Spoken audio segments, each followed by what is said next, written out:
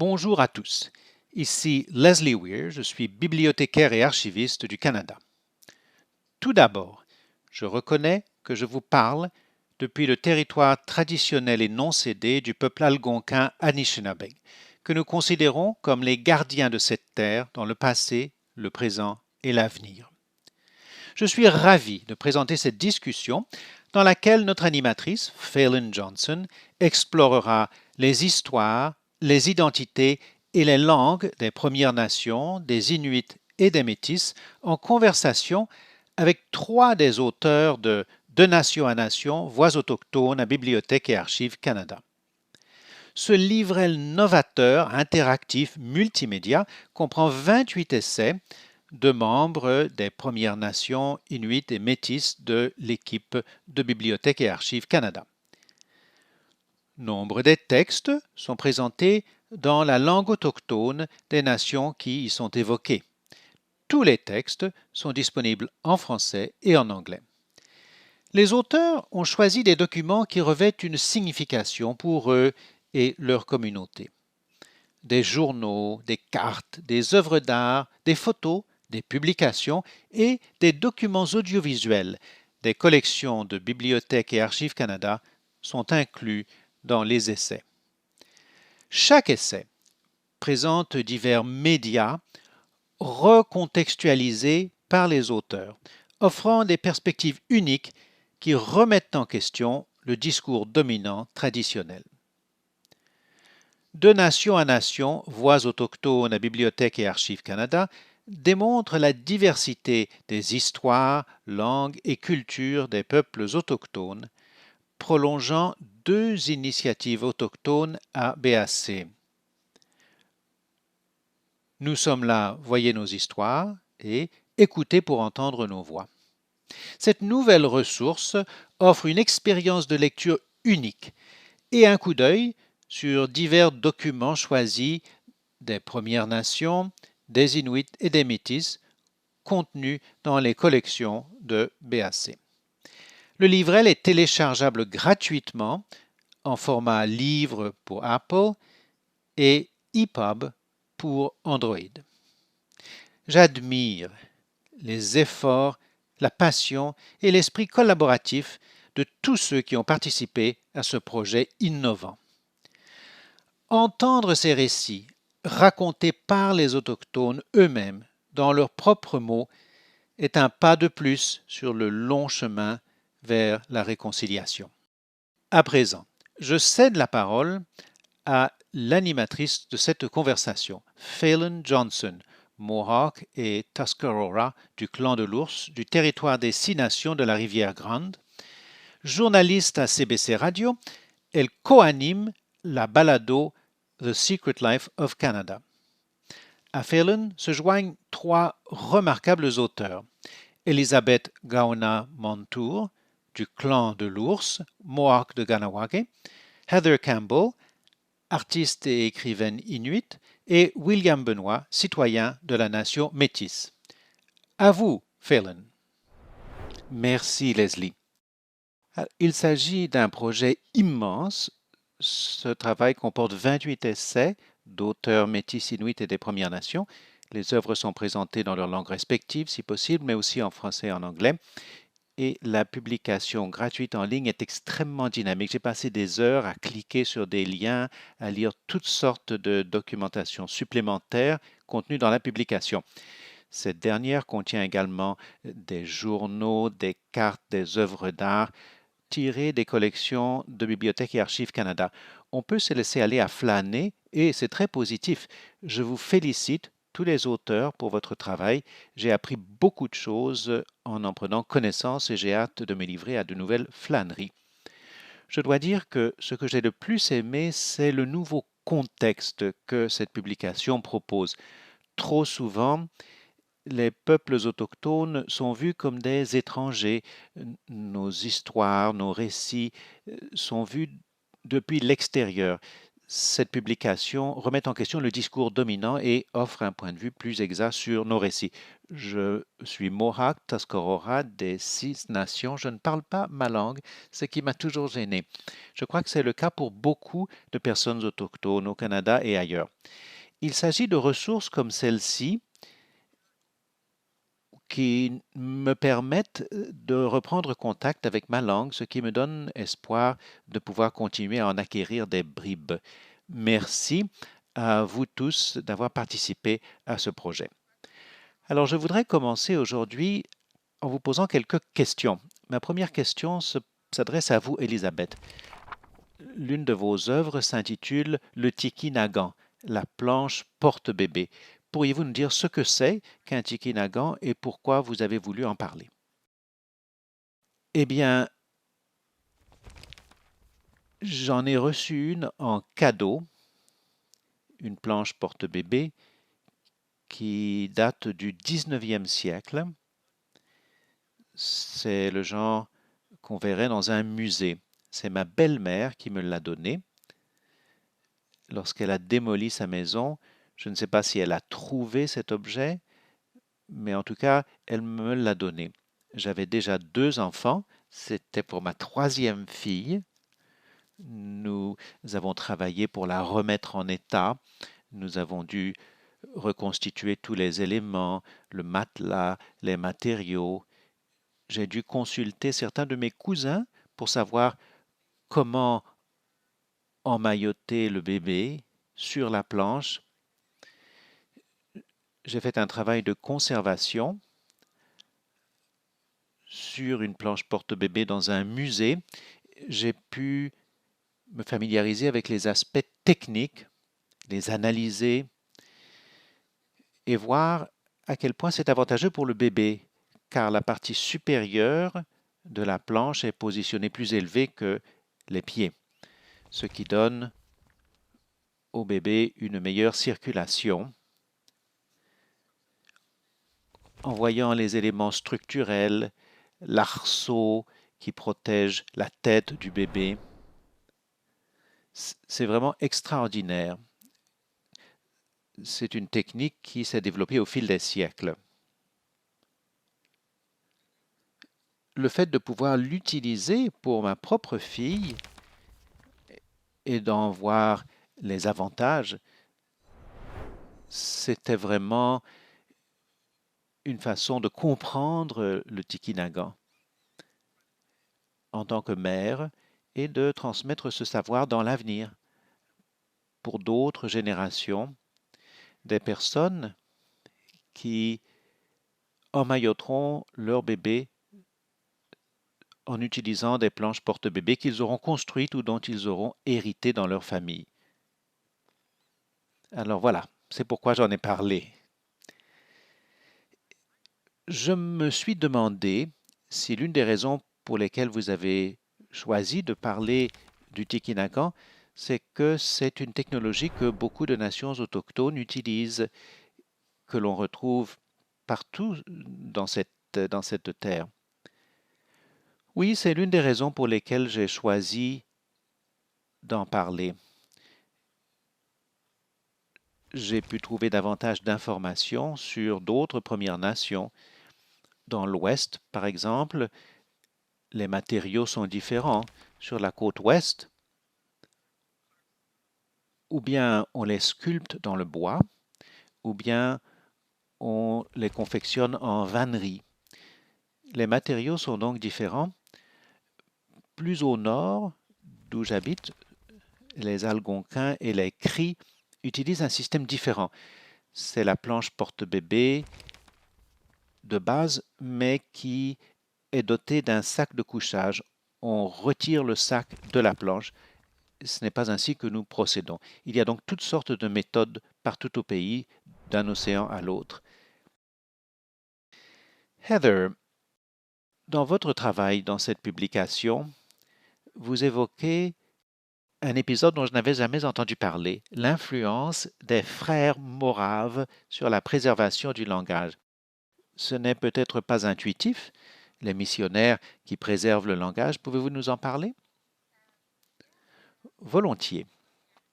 L'un des articles que j'ai rédigés porte sur les frères moraves. C'étaient des missionnaires chrétiens qui sont venus d'Allemagne en 1765. Ils ont notamment appris un langage inuit du Groenland qu'ils ont utilisé pour apprendre le langage des Inuits du Labrador afin de pouvoir convertir les gens au christianisme et entretenir des relations entre les Inuits et les Européens. Lorsque les frères moraves ont bâti leur mission permanente, ils ont enseigné aux enfants convertis la lecture, l'écriture et le calcul. Et cela grâce à l'emploi de l'Inuktitut. Les chants religieux ont été traduits, la Bible a été traduite en Inuktitut. Est-ce que vous aviez toujours su cela ou est-ce qu'il y a un moment dans votre vie où vous avez appris cette histoire? Je suis originaire du Labrador. Je crois que nous avons appris l'histoire des frères moraves à l'école en cours d'études sociales. L'Association des Inuits du Labrador, créée en 1973, a incorporé dans le programme d'études beaucoup de savoir sur les autochtones. C'est ainsi que nous avons pu en apprendre beaucoup sur les débuts de la colonisation lorsque les Allemands, les Britanniques et les Français sont venus. William, j'ai une question pour vous. Vous avez dit que le Michif est un langage secret. Qu'entendez-vous par là? Il s'agit d'un langage dont les origines sont très distinctes. Officiellement, si l'on considère la famille de langues, le Michif est membre du groupe des langues algonquiennes. Il est donc semblable à l'Ojibwe, au cri, à l'algonquin, bien sûr. Dans notre bureau, nous avons toujours de petites discussions car la langue Michif épelle et prononce les mots différents que ne le ferait quelqu'un du nord de l'Ontario ou de la vallée de l'Outaouais. Ce qui s'est produit pendant la traite des fourrures, c'est que les grands patrons au sommet de la pyramide étaient surtout anglais, écossais ou acadiens. À ce niveau-là de la hiérarchie, on s'exprimait en anglais. Les patrons intermédiaires qui étaient basés à Montréal ou à Lachine, où la compagnie de la baie d'Hudson avait ses bureaux, parlaient français. Nous appelions ces cadres les bourgeois. Et puis, sur le terrain, le long des fleuves et dans les forêts, dans la traite des fourrures, on parlait le cri. C'était le langage courant. Le Michif est une langue qui incorpore des mots cri, cri des plaines surtout, et français, servait de langue d'échange entre les groupes. Les métis parlaient ce langage entre eux, mais lorsqu'ils parlaient à des personnes étrangères à leur groupe, ils s'exprimaient dans une langue autochtone différente comme le cri ou encore ils s'exprimaient en français ou en anglais. Mais entre nous, nous parlions le Michif. En général, pour ceux qui ne l'ont jamais entendu, c'est un langage dans lequel les verbes sont en général en cri et les noms sont facultatifs selon votre dialecte. Il s'agit soit de mots français qui emploient la prononciation autochtone, d'une part, des mots français mal prononcés, je sais que c'est offensant de dire cela, et puis il est également possible d'utiliser un mot cri. Il y a des situations aujourd'hui où les termes sont tellement spécifiques que lorsque nous essayons de traduire quelque chose en Michif, il faut demander à nos aînés de réfléchir à ce que le mot serait. Quand je vous ai parlé du Michif et que je vous ai dit que c'était un langage secret, je faisais allusion au fait que jusqu'aux années 1980, peu de gens hors de l'ouest du Canada en connaissaient l'existence et que s'ils la connaissaient, ils avaient des noms insultants pour la désigner. Dans mon enfance, on parlait du français de la brousse. On ne considérait pas que nous parlions notre propre langue, mais que nous n'avions pas d'instruction. Puisqu'il s'agit d'un langage restreint, parlé à l'intérieur d'un groupe,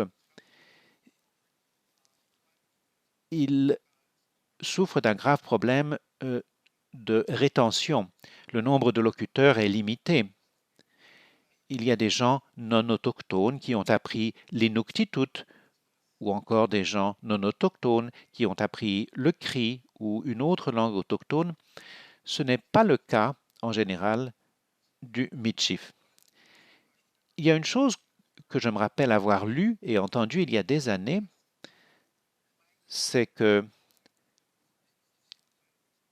le langage secret le mieux connu au monde, c'est le Roma, le langage de la communauté Roma, autrefois appelé gitan. Il est difficile d'imaginer que quiconque souhaiterait apprendre leur langue. William, vous avez également dit que les récits éclairent le langage. Qu'entendez-vous par là?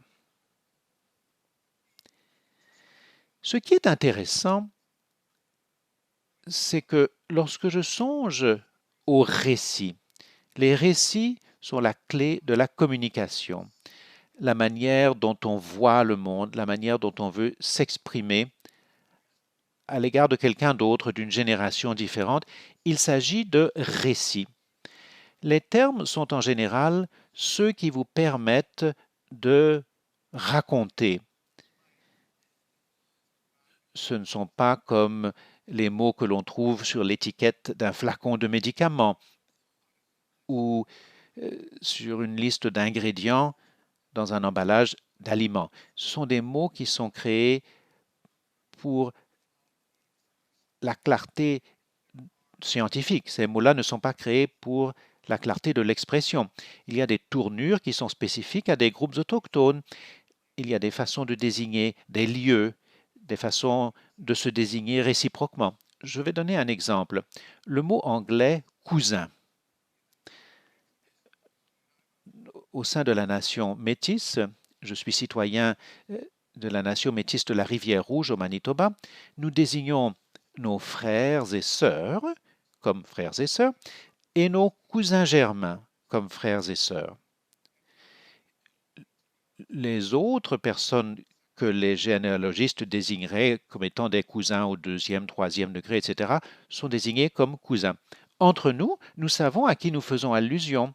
La langue nous permet d'exprimer notre lien de parenté sans devoir recourir à des termes stricts comme cousin issu de germain et toutes sortes d'expressions que l'on emploie en français.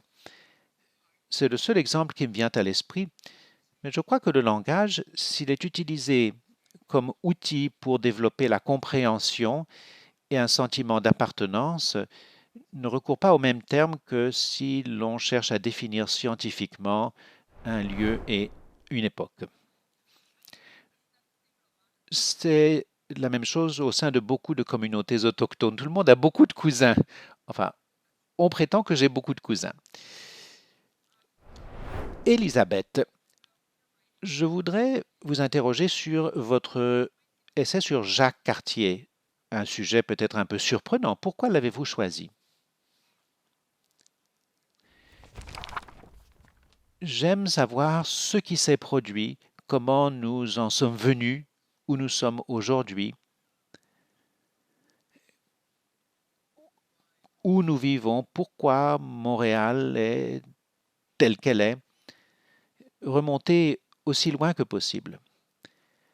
J'ai trouvé ce livre lorsque je cherchais un matériau linguistique.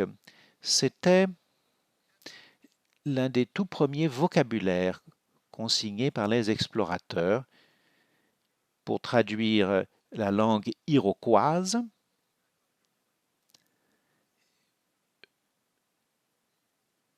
qui en fait regroupe les Hurons et les Mohawks. Ce sont les nations avec lesquelles ils ont eu leur premier contact. Donc lorsque les Français ont remonté le fleuve en 1535, il y a eu 3 voyages et nous disposons des archives de 2 de ces voyages. On évoque le wampum, qui est un outil très important pour nous dans nos négociations avec les Européens.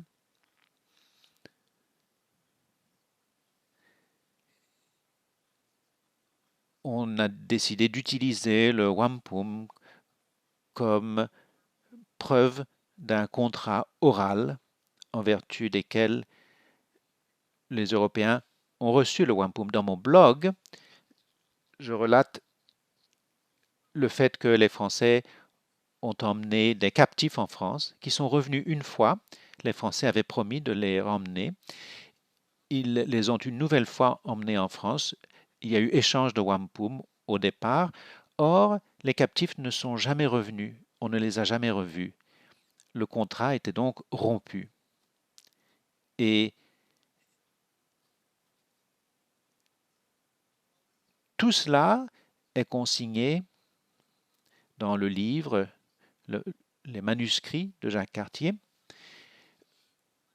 Le recours à la technique de dresser des croix. C'était la première chose que faisaient les explorateurs lorsqu'ils débarquaient. Ils dressaient une croix. Les autochtones savaient que, que c'était un abus. Les chefs disaient qu'est-ce que cet objet, il faut le déposer. Et les explorateurs disaient non, c'est un repère pour les navires. Bien sûr, ce n'était pas le cas. Ils dressaient une croix pour déclarer la possession du territoire pour Dieu, pour la patrie, pour la France. Aujourd'hui encore, il y a une immense croix qui se dresse sur le Mont-Royal, qui ne devrait pas y être, à mon avis. Je ne sais pas ce que je peux vous dire de plus. Je suis curieuse, j'ai beaucoup de questions. Ah, il y a autre chose qui m'a fasciné quand j'ai pris connaissance des documents. J'ai toujours pensé que quand les explorateurs sont débarqués, ils, ils sont débarqués dans le vieux Montréal, puis ils sont allés là où se trouve l'université McGill de nos jours, puis ils ont gravi la montagne. Mais à la lecture du livre, je ne sais pas si vous savez où se trouve le lieu dit Turcotte. C'est le carrefour où on quitte l'autoroute 20 pour aller à Ganawake. Cet endroit s'appelle aujourd'hui Ville-Saint-Pierre et il s'y trouve un canal. Autrefois, il existait un lac appelé lac Saint-Pierre. Bien sûr, il y avait un nom autochtone autrefois qui a été aboli.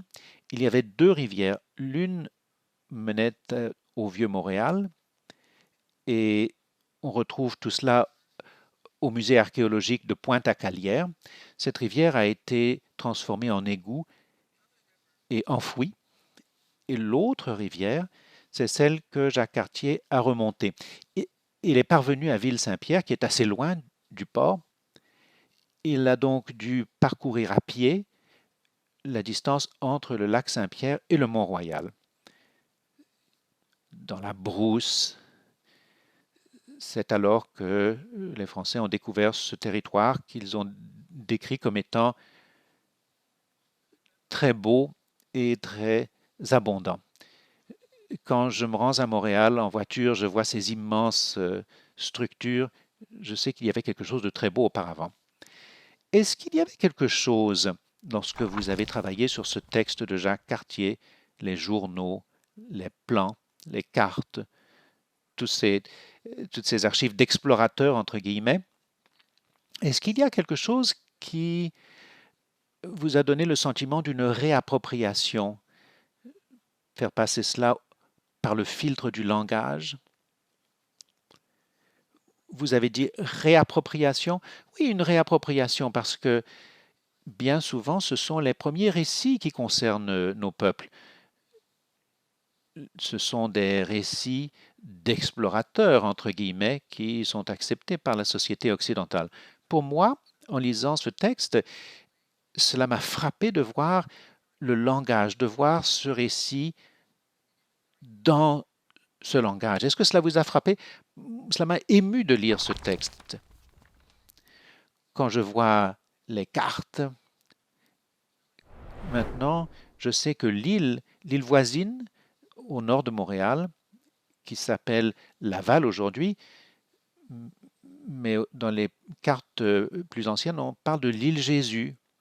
Il y a 1000 ans, cette île s'appelait-elle l'île Jésus? Je ne crois pas. Donc, il se fait d'excellent travail. Une dame fait un doctorat à l'université Carleton. Elle n'est pas autochtone, mais elle travaille avec beaucoup de gens dans notre communauté et d'autres communautés pour recenser les noms, les toponymes, les noms de rivières, de régions, de communautés, afin de les intégrer dans une base de données qui sera bientôt disponible et grâce à laquelle on pourra localiser, à partir du nom français ou anglais d'un lieu, retrouver le nom Mohawk. Ce sera encore des éléments de savoir pour nous. Il y a une autre étendue d'eau dont le nom me gêne, c'est le lac Champlain, qui est à une demi-heure de voiture de chez nous, limitrophe des États de New York et du Vermont, qui s'appelait autrefois le lac Mohawk. Je ne sais pas si c'était le lac Ganyakahaga, mais maintenant ce lac s'appelle le lac Champlain. Il faut renouer avec les noms d'autrefois. Nous avons du travail à faire. Je suis heureuse que ce travail soit entamé de plus en plus. On le voit dans cette œuvre même. Heather, je sais qu'il y a eu des défis tout particuliers au niveau des langues du Nord et de l'Inuktitut. Quels défis avez-vous dû relever dans la préservation des dialectes? Je suis originaire de Rigolet, au Nunatsiavut. Il s'agit de la communauté inuit la plus méridionale au Canada et dans le monde d'ailleurs. Puisque nous sommes tellement au sud, nous avons été colonisés très tôt. Les frères moraves ne sont jamais parvenus à notre région. Nous n'avons donc pas bénéficié de l'enseignement de notre langue dans les écoles dès le XVIIIe siècle. Pour cette raison, et également à cause de l'impact de la traite des fourrures qui a affecté tous les peuples autochtones, il reste un locuteur dans notre communauté qui parle notre dialecte de l'Inuktitut. Nous disons souvent que l'Inuktitut est l'une des langues autochtones les plus vivaces au Canada, ce qui est vrai. Mais en voyant les dégâts qui ont été causés en une seule génération, on se rend compte que ces langues sont en fait fragiles. Dans mon article sur les frères moraves, ainsi que dans celui portant sur les publications inuites, j'ai voulu souligner ce besoin que nous avons tous de préserver, de protéger, de revitaliser nos langues. Pourriez-vous nous en dire un peu plus sur les publications que vous avez sélectionnées? Volontiers. Bibliothèque et archives possèdent des archives et, comme son nom l'indique, une bibliothèque. On retrouve un grand nombre d'œuvres en archives que nous avons numérisées. Notre premier projet, c'est justement ce livre électronique. Nous avons voulu y inclure une bonne représentation des différentes régions de l'Inuit Nunangat, ainsi que des systèmes d'écriture. En effet, nous avons l'écriture syllabaire. Dans l'Ouest et dans l'Est, il y a également deux systèmes d'écriture fondés sur les caractères romains. Nous avons également voulu inclure des documents qui présenteraient un intérêt visuel. Il y a une chose qui m'a frappé une fois que nous avons eu commencé à numériser les livres, c'est la grosse différence entre les documents créés par des personnes non autochtones et ceux qui ont été créés par des auteurs inuits. Au XIXe siècle, les non-autochtones créaient des dictionnaires, traduisaient des livres, la Bible et des recueils de chants religieux. Ce qui les intéressait dans le langage, c'était d'y trouver le moyen de convertir les habitants ou encore de commercer avec eux. Mais pour les Inuits, presque tous les documents que j'ai retrouvés étaient axés sur la préservation culturelle. Il y a un dictionnaire préparé par un homme inuit du nord du Québec qui recense des outils, des techniques de chasse, de pêche reliées à la vie quotidienne. Cet homme a créé une véritable encyclopédie avec un glossaire des termes dont on aurait besoin pour aller chasser l'ours polaire, par exemple. Il ne s'agit pas de termes qui sont scindés de la culture, ce sont des termes avec des dessins, des schémas qui sont utilisés pour donner une représentation complète de ce qu'était ce langage et du rôle de ce langage dans la culture. C'était très intéressant de voir cela. Je suis curieuse, Heather, en rebondissant sur ce que vous venez de dire. William, tandis que vous travailliez sur ce projet, est-ce qu'il y a quelque chose dans les archives qui vous a choqué ou ravi? Choqué ou ravi. Il y a des jours où il y a des choses qui me rendent triste. En général, j'ai beaucoup de difficultés à regarder quelque chose qui pourrait être une source d'inspiration ou d'information, mais qui, à cause du point de vue du photographe ou du créateur original, ou du sens qu'il a été décidé de donner à ce document, on en tire un sens différent. Il y a une photographie dans notre collection qui m'attriste le plus. On peut trouver des photos très violentes des opérations des agents autochtones ou encore des représentations de la misère. Mais il y a une photo qui a été prise en Saskatchewan, dans la vallée de Qu'Appelle. Il s'agit du pensionnat indien de Qu'Appelle. Jusqu'ici, tout le monde disait quelle superbe photo, le pensionnat est au lointain, au bas d'une colline, il y a des enfants qui sont assis sur le sommet de la colline et que l'on voit de dos. Mais qu'est-ce que j'y vois? J'y vois une école qui est entourée d'une première clôture, vraisemblablement pour empêcher que les jeunes enfants ne se sauvent. Et il y a beaucoup d'émotions qui est dans ce que je dis. Et puis il y a une seconde clôture, une palissade.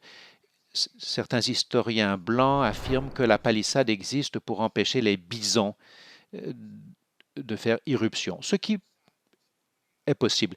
Mais ce qui rend cette photo tellement attristante et que personne ne voit si on n'a pas cette sensibilité, c'est que juste à l'extérieur des grilles, il y a des tentes, des tipis, des carrioles de la rivière Rouge et des chevaux. Donc, la personne moyenne voit dans cette photo un paysage bucolique. Moi, ce que j'y vois, c'est qu'il y a des parents et des grands-parents qui ont dressé des tentes devant les grilles en espérant pouvoir voir leurs enfants. C'était la photo qui m'a peut-être le plus ému, car elle montre comment on peut regarder la même chose et voir des choses différentes. Cette photo m'a tiré des larmes, m'a arraché des larmes plus d'une fois. C'est intéressant de voir comment les gens y réagissent. Aujourd'hui, on parle beaucoup des pensionnats indiens et des enfants qui les ont fréquentés, mais il reste beaucoup à apprendre, car on peut voir davantage de choses dans des images que l'on aurait cru neutres si on les aborde avec les yeux grands ouverts et une interprétation différente. Cette photo d'une scène en Saskatchewan, dans la vallée de Qu'Appelle, avec les parents et les grands-parents qui attendent d'entrevoir leurs enfants qui n'étaient pas autorisés à leur rendre visite. Et vous, Elisabeth, y avait-il quelque chose que vous avez découvert pendant vos recherches qui est ressorti pour vous positivement ou négativement? Oui, c'est le fonds Charles Cook. Charles Cook était un homme qui vivait euh, dans la deuxième moitié du 19e siècle. Il a joué un rôle très important dans les efforts déployés pour consigner le langage, notamment les noms Mohawk, Kanien'kehá:ka. Il a dressé une liste très très longue. Il existe une copie au Musée canadien de l'histoire. L'original se trouve à l'American Philosophical Society. Je me suis renseigné sur son existence. Il habitait à Kanesatake, pas loin d'ici, là où il y a eu la crise d'Oka en 1990. C'est là où il est né. Sa famille a dû déménager dans une communauté appelée Wata. À l'époque, il ne parlait que le Mohawk. Il avait 11 ans, je crois. Quelqu'un a pu lui apprendre l'anglais et c'est ainsi qu'il a abouti à Ottawa, l'un des premiers fonctionnaires bibliothécaires aux affaires indiennes. Il a saisi l'occasion d'entreprendre ce travail, d'établir des liens, de faire en sorte que les choses soient consignées. C'est un véritable trésor qu'il a constitué, qui sert encore aujourd'hui. Je n'étais pas au courant, beaucoup de gens ne sont pas au courant. Grâce au blog que je rédige, en incluant cela dans le livre et en ligne, cette information sera davantage disponible. Les gens dans les communautés pourront y accéder. On travaille sur ces traductions. Donc, c'est une ressource très utile pour notre langue, très précieuse. Cela m'a vraiment ravi. Heather, vous avez évoqué certaines de vos découvertes. Est-ce qu'il y a autre chose que vous avez trouvé dans vos recherches et que vous avez pu partager avec votre communauté? Oui, il y a deux images que j'ai très présentes à l'esprit. Une difficile à assimiler, l'autre très étonnante. Ce qui a été difficile, c'était de voir les Inuits décrits comme étant de type esquimau. On trouve dans les légendes de photos enfants de type esquimau ou encore vieillard de sang mêlé.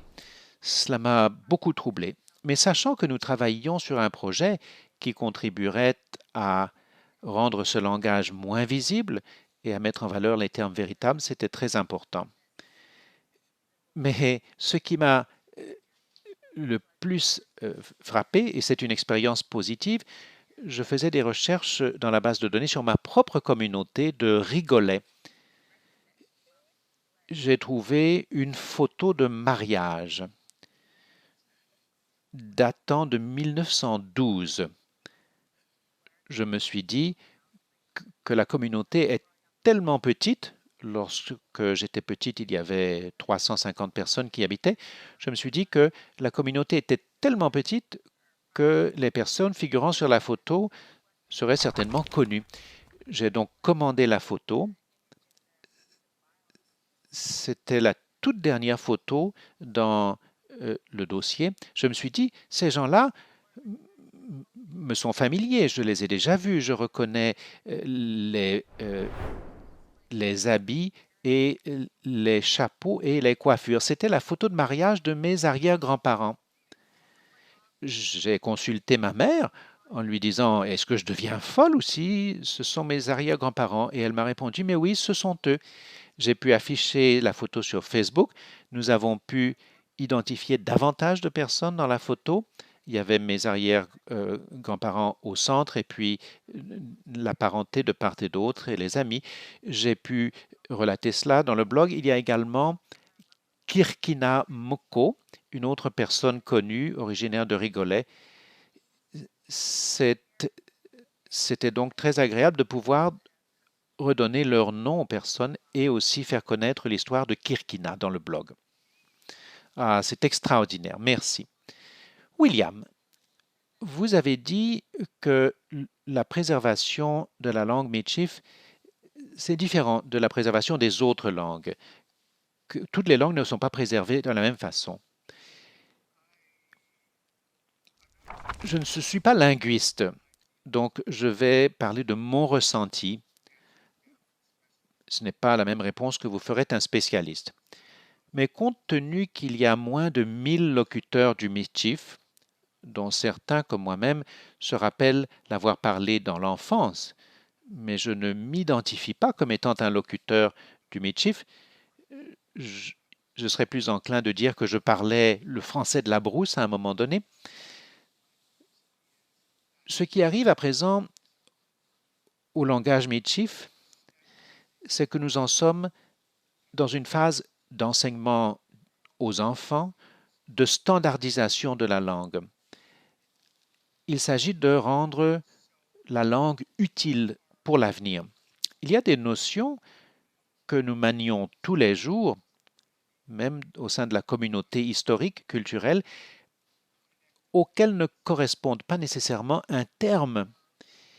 Il y a un nombre très restreint d'aînés, moins d'une dizaine, qui se réunissent pour évoquer la manière dont nous pouvons, dans l'avenir, énoncer telle ou telle idée et aussi la manière dont le mot sera éplé. Parce que dans mon enfance, ou même quand j'étais dans la vingtaine, la langue Michif n'a jamais été écrite. C'est un nouveau phénomène. C'est un langage secret que l'on parle avec la parenté. Les cousins vous racontent certaines choses et puis les Canadiens français au Manitoba vous regardent de travers ou les gens se demandent ce que vous dites. Il n'y avait donc pas de langage écrit. C'est un défi. Il n'y a pas de véritable dictionnaire que l'on peut consulter, contrairement au CRI, à l'Inuktitut, même si on met également au point un dictionnaire standardisé. Il faut créer un dictionnaire. Il faut écouter les aînés et glaner les informations qu'ils peuvent vous communiquer. Il pourrait y avoir un aîné qui se rappelle quelque chose de l'époque où il pêchait dans le lac Manitoba que vous pourrez utiliser pour enrichir les souvenirs de chasse d'un autre aîné, ou encore les souvenirs agricoles, ou encore les précisions ethnoculturelles sur l'habillement, par exemple. Il est nécessaire de saisir ces bribes, même des bribes qui ne paraissent pas importantes, là où elles se trouvent, afin de les réunir dans ce dictionnaire. Et puis, contrairement aux autres dictionnaires qui permettent de découvrir un orthographe en faisant une recherche, il s'agit de stocker les termes pour que les autres puissent les utiliser. Bon nombre des langues autochtones doivent résoudre le même problème, mais la langue Michif a commencé à le faire seulement après les années 1980. J'ai une dernière question qui s'adresse, je pense, à vous trois,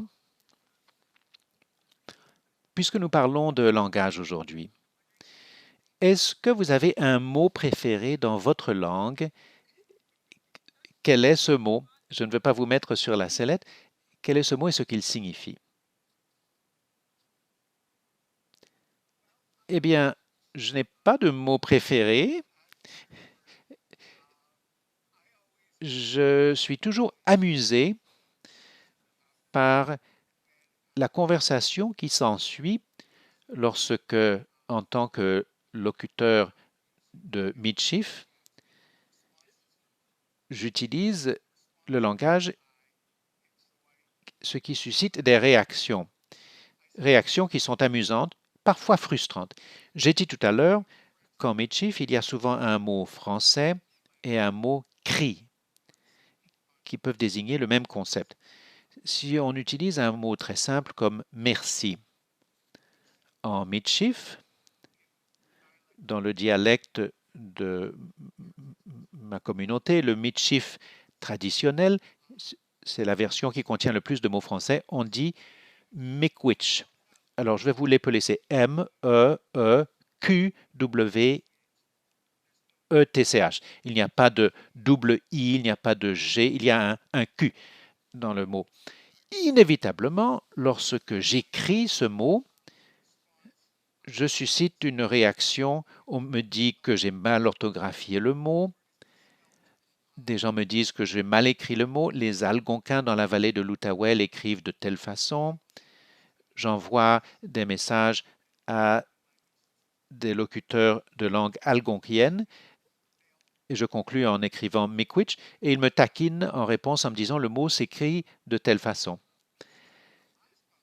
Un dernier commentaire, l'autre terme c'est merci pour remercier, mais nous ne le prononçons pas merci comme les Canadiens français, nous le prononçons marci. L'orthographe est généralement M-A-A-R-S-I ou M-A-A-R-S-E-E. Je n'emploie pas ce terme à Ottawa parce que les francophones de la région pensent que je leur manque de respect ou que j'ai un peu trop bu parce que je ne prononce pas le mot correctement sans savoir que je leur dis merci dans ma langue. Mais eux le voient plutôt comme un manque de respect envers les locuteurs du français. Donc, je suscite une réaction lorsque j'emploie le langage, puisque le Miigwech représente un langage qui est proche de nos cousins algonquiens, mais très différent en même temps. Je voulais donc donner ces deux exemples simples pour expliquer que c'est un défi quotidien. Merci. J'adore, j'adore. Heather, et vous, avez-vous un mot qui est intéressant ou un mot préféré?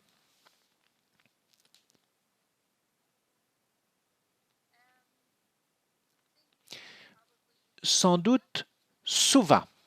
Suva, ça veut dire essentiellement quoi ou de quoi s'agit-il, mais qui, selon le lieu où vous vous trouvez, peut signifier que voulez-vous dire. Nous n'avons pas vraiment de terme pour dire s'il vous plaît. Chacun a automatiquement le droit de demander quelque chose sans devoir supplier, ce qui est intéressant dans notre langue. Il est acceptable de poser des questions, de ne pas savoir, et l'autre mot serait atsuk, je ne sais pas. Merci. Et Elisabeth, avez-vous un mot? J'ai apprécié son dernier exemple, c'était l'un de ceux auxquels je songeais. Je ne sais pas, c'est doga. Alors donc on hausse les épaules, on dit doga.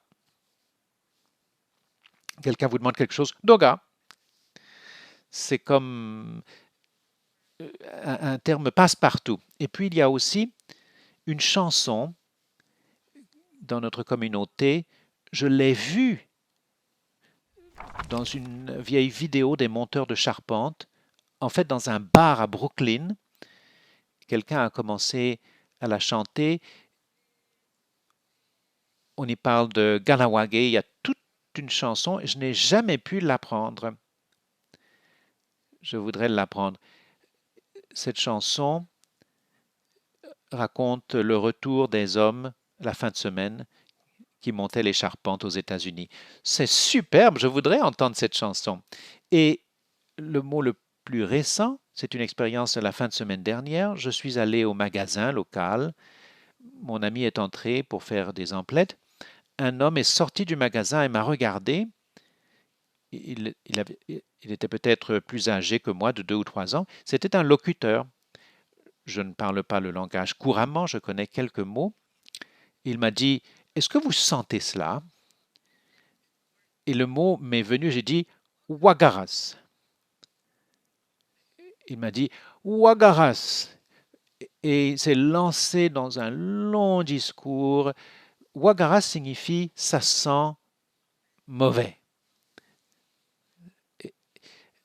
Juste à côté de notre communauté, il y a toute une zone agricole. Chaque année, à la même époque, l'odeur arrive lorsqu'on répand l'engrais. Il m'a tout expliqué. Il m'a dit, oui, ils ont leur fumier, qu'ils répandent comme ceci. Simplement parce que j'ai employé ce mot, il m'a raconté toute son histoire sur les agriculteurs et leur engrais. C'était un lien qui s'est créé entre nous.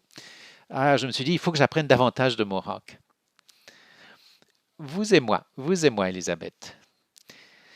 Eh bien, je voudrais vous remercier tous trois d'avoir pris le temps de participer à cet entretien et du temps que vous avez investi dans cette ressource qui est vraiment extraordinaire, que je suis très heureuse de partager et de faire connaître. Et j'ai hâte de m'y perdre une nouvelle fois. Merci. I'm sure you're gonna do great. Do a great job for it. Miigwech. Thank you.